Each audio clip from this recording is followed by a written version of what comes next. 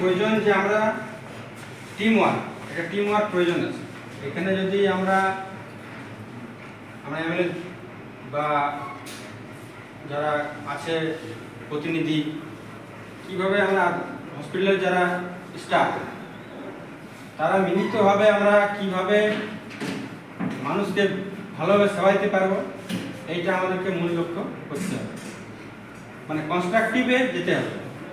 মানে যদি আমরা এখন ভুল ধরতে থাকি বা নেগেটিভে যাই, তাহলে সমস্যার সমাধান হবে না। তার জন্য আমরা চেষ্টা করব কিভাবে, যেমন স্টাফের ডিফিসিয়েন্সি আছে, এটা কিভাবে পূরণ করা যেতে পারে, পূরণ হলে কিভাবে কাজ করানো যাবে, এইগুলো আমাদের আলোচনা করার প্রয়োজন আছে। আমাদের এমনি মিটিং আমি বলবো আরও মাঝে মাঝে যেমন হওয়া দরকার, তাহলে আমরা বুঝতে পারবো যে সমস্যা কোথায় গেছে। আমরা একটা দিক দেখি যে পেশেন্টের সঙ্গে আমরা কানেক্ট করতে পারি না, এই কানেক্টটা প্রয়োজন আছে।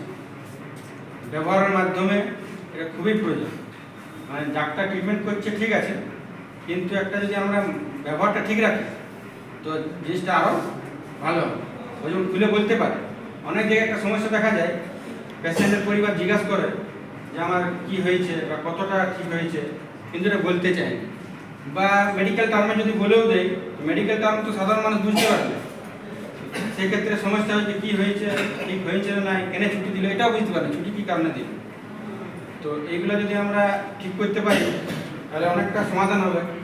আর বাকি ইনফ্রাস্ট্রাকচার এগুলো আমাদেরকে কীভাবে আমরা এখানে পরিস্থিতিটা ঠিক করতে পারি, সেটা বিও সাহেব আছেন আর আমিও আছি। এগুলো কীভাবে আমরা বিও সাহেব আছেন, আমাদের এগুলো দেখতে হবে যে কী করে আমরা ইনফ্রাস্ট্রাকচার থেকে শুরু করে, যেটা এখানে যে আমরা দেখেছি খাবারের কোয়ালিটি থেকে শুরু করে বা বাথরুম, যেমন বাথরুমের কন্ডিশন খুবই খারাপ আছে, এগুলো আমরা কীভাবে ঠিক করতে পারবো, বা জলের সমস্যা, এটা আমাদেরকে মিলিতভাবে এটা আলোচনা করে ঠিক করতে হবে।